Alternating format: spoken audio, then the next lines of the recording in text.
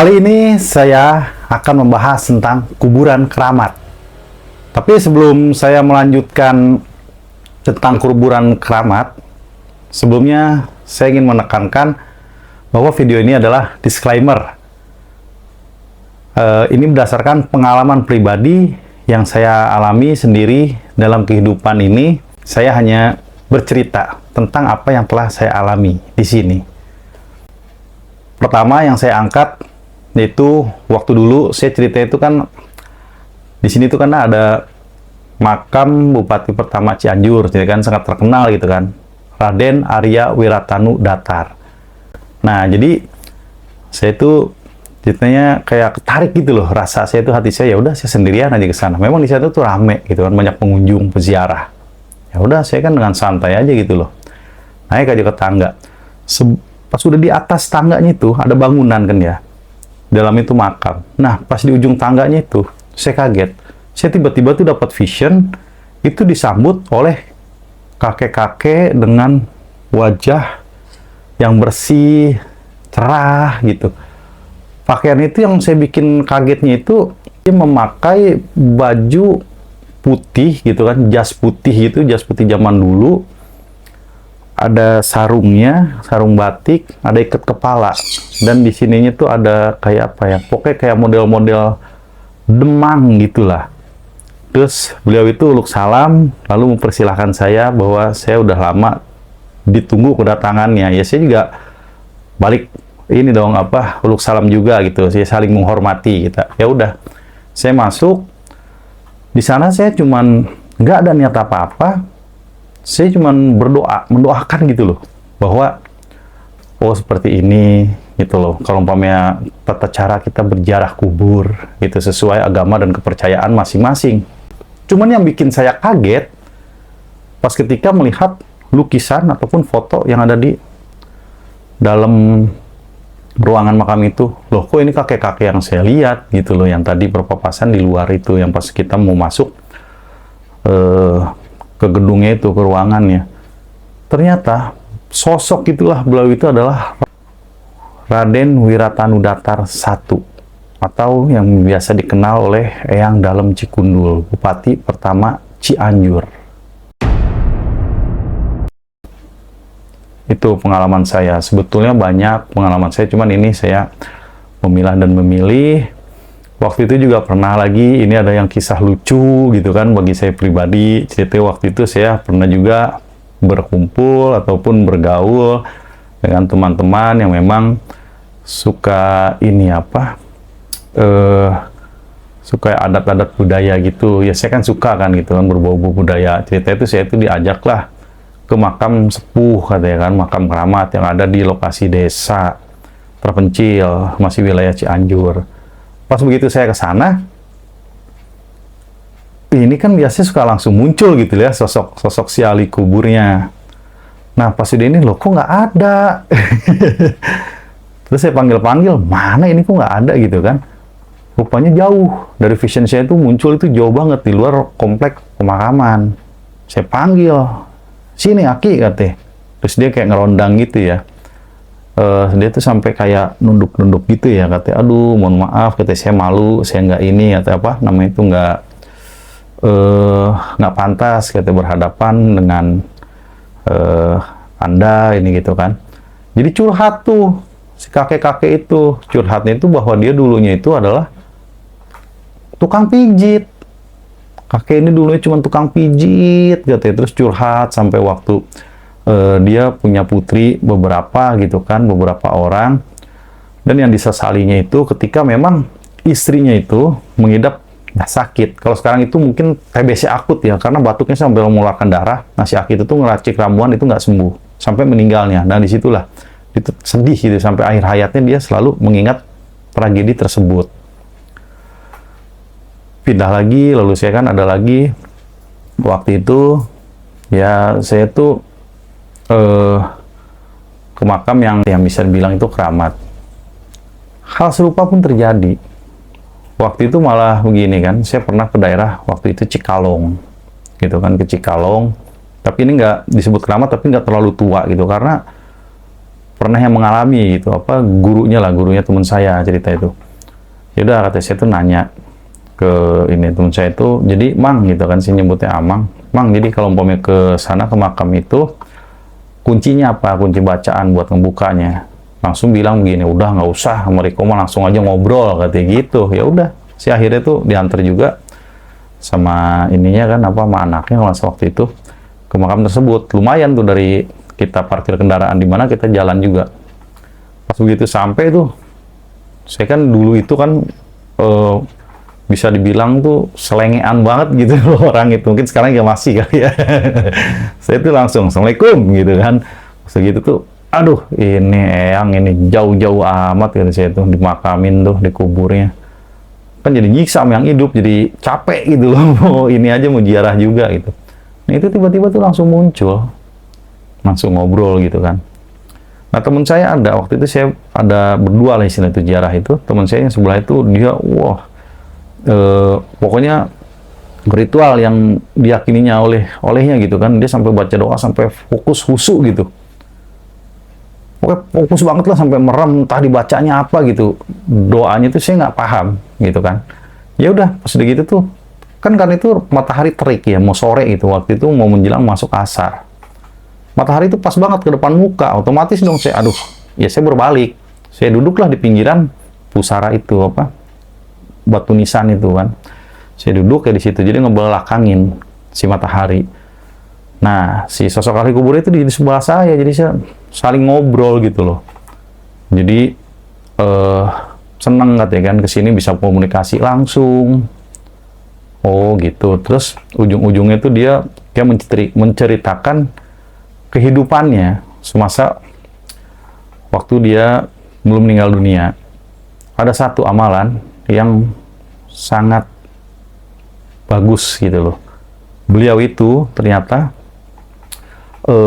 pas masa hidupnya itu suka melakukan sebuah amalan, menyedekahkan sebagian hartanya itu kepada panti jompo di tetangga-tetangga sekitar gitu, tanpa ada satu orang pun yang tahu. Ini kan suatu luar biasa gitu.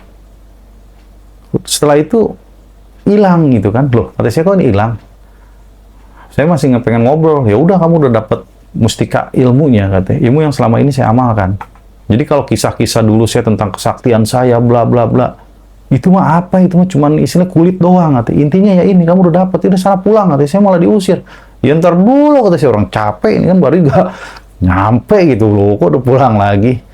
Tapi memang itu kayak ada angin gitu loh, dirasain tuh kayak ada angin di sekitaran situ, tiba-tiba anginnya pokoknya aneh deh gitu. Nah itulah teman-teman, jadi sekelumit dari kisah saya tentu tentang kuburan-kuburan keramat. Ini ada satu lagi lucu. Jadi ada lagi kuburan keramat itu malam-malam waktu itu kan, saya tuh rombongan kalau ini. Di tengah, bisa disebut hutan kecil lah gitu kan. Pas udah itu kayak nyeduh kopi gitu kan. Ada yang nyeduh kopi dikasih ke makamnya. Pas sudah pada baca doa gitu kan, saya makan cuma ngikut-ngikut aja, orangnya kan cuma duduk aja, ya udah oke, nyantai gitu. Saya seneng gitu kan, karena suasana rame-rame jalan-jalan nih, saya sebenarnya seneng di jalannya aja. Segitu udah beres kopinya, saya minum. Nggak tahu teman saya ada yang paling senior marah. Kok udah minum, mati gini. Lah, itu sih haus, orang nggak bawa air, ya wajar lah saya minum. Terus siapa yang mau minum di sini kan? Saya bilang gitu. Nah, cuman lucunya tuh gini, ketika pas kita jalan di situ, saya nggak fokus memang ke waktu itu ke ahli kubur ya, tapi apa? Aneh, salah satu teman saya itu kan ceritanya duduk nyender di pohon, entah pohon apa lah, pohon sirsak atau pohon apa, saya lupa. Itu kecil, batang itu hanya sebesar inilah, paling apa, 2 tangan gitu, dirapetin begini. Di atasnya itu, dia tuh ada kayak, saya lihat tuh kue gombel gitu. Ini tuh pedarutnya ini banget, mau kayak cangcut gitu kan. Teman saya tuh di bawah itu kayak meditasi aja gitu loh, entah buat doa apa gitu. Dia fokus banget. Ini orang katanya, kok nggak takut ya? Oh ternyata nggak bisa lihat teman-teman. Nah di situ kan saya kan aja, oh ya inilah ya pentingnya vision tuh, kita kemana-mana tuh jadi tahu siapa yang datang, vibrasinya seperti apa. Karena sangat penting, jangan sampai kita tuh kepleset, jatuh ke lubang yang salah. Nah, poin penting di sini saya sampaikan, ternyata satu, ziarah kubur itu kita itu fokus untuk mendoakan saja si ahli kubur tanpa kita meminta hajat apapun itu. Saya garis bawahi dan saya ulangi, hajat apapun itu nggak boleh. Di agama apapun juga, itu nggak boleh. Karena sejatinya yang sudah meninggal itu justru butuh doa yang masih hidup. Gitu. Tuh, poin pertama. Poin kedua, yang saya harus sampaikan di sini, yang saya lihat itu, semata-mata itu bukan ruh dari sosok orang yang meninggal ataupun ahli kubur. Ruh itu adalah urusan Tuhan. Yang saya lihat itu, bisa dibilang itu korin, ataupun makhluk pendamping ya, sosok gaib pendamping selama kita perjalanan hidup di muka bumi ini. Kedua, bisa aja saya membaca residual energi dari makam keramat tersebut yang menceritakan tentang perjalanan. Kayak saya itu ibaratnya itu nyetel kaset gitu loh.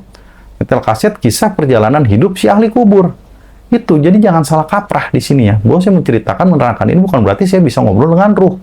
Itu saya juga nggak mau dianggap seperti demikian. Gitu. Nah, yang ketiganya lagi, hal yang lebih penting adalah ternyata kita ke sana, kita sharing, kita bisa berkontemplasi dengan si ahli kubur tersebut. Mereka itu biasanya itu menceritakan perjalanan hidupnya, bla bla bla bla. Ujung-ujungnya apa? Contohlah kami, lihatlah perjuangan kami, dan sekarang kalian tolong kami serahkan tongkat estafet kami, tongkat perjuangan kami untuk kalian teruskan. Itu poin penting daripada sebuah ziarah kubur. Jadi bukan kita minta-minta berkah. Jujur saya sangat tidak setuju sekali untuk hal itu gitu. Karena tetap kita semua meminta berdoa itu hanya kepada Tuhan yang Maha Esa. Tidak ada lain. Pengabul doa hanyalah Tuhan, bukan sesama makhluk. Apalagi yang udah meninggal. Karena yang meninggal itu balik lagi, butuh doa orang yang masih hidup. Bukan kita meminta kepada yang udah meninggal. Nah, ini ada case khusus lagi ya. Saya waktu itu pernah ngasal. Ceritanya itu, waktu itu ke TPU. Nah, saya tuh kaget gitu pas ngelihat ada di TPU itu tempat pemakaman umum. Itu ada 3 sosok arwah. Jadi yang satu itu tiduran, yang 2 itu pada nyolatin gitu. Gantian, terus. Mereka itu ganti-gantian begitu. Saya datang, mereka senang. Wah, ternyata ada manusia katanya masih hidup. Ya, mereka bisa melihat astral saya. Langsung mereka itu minta saya mendoakan. Karena mereka itu masih arwah ya. Di sini balik lagi, saya bilang itu arwah. Arwahnya itu masih belum bisa lepas. Masih terikat di dunia fana. Dia belum bisa kembali ke dimensi yang sebenarnya. Ya, perjalanan dimensi itu masih banyak ternyata. Nah, mereka itu yang bertiga itu minta doa pada saya. Ya udah, saya cuma berdoa. Doa yang saya bisa. Udah, nothing tulus. Dan disitulah terbuka sebuah portal, pintu portal. Mereka akhirnya bisa menyeberang dan sangat berterima kasih kepada saya. Nah, portal di sini yang saya maksud juga, itu kita nggak bisa memilih, oh ini harus portal yang baik atau portal yang buruk apa gimana. Itu nggak bisa. Biarlah kita hanya membuka saja. Adapun nanti dia mau ke dimensi alam bawah ataupun ke dimensi alam atas ataupun dia mau dimensi tengah, itu dihakimi oleh amal perbuatan mereka semasa hidup. Tuh, memang udah ada. Itu hitung-hitungannya gitu loh. Jadi kita nggak sama sekali nggak bisa ngotak-ngatik gitu, oh pengen di alam atas ini. Itu halusinasi ya gitu. Yang paling yang doa yang nyampe itu ya, yang sangat-sangat paling cepat gitu, tanpa hijab artinya itu yaitu doa anak yang berbakti kepada orang tua, terus ini apa, amal jariah ataupun sedekah jariah. Itu sangat nyampe sekali itu. Dan terakhir itu ilmu yang bermanfaat. Ilmu bermanfaat apa? Ketika kita punya pengetahuan apapun juga, kita share dengan niat memang tulus untuk berbagi ilmu kepada halayak ramai. Nah, itulah amalan-amalan yang memang nyambung. Ketika memang jiwa dan ruh ini terlepas dari jasad ataupun tubuh fisik kita. Sekian dulu, terima kasih. Seperti itulah penjelasan saya tentang kuburan keramat. Nanti next season bakal saya bedah lagi perjalanan-perjalanan saya tentang makam-makam keramat. Masih banyak sebenarnya, cuman ini hanya saya beri contoh sekelumit aja.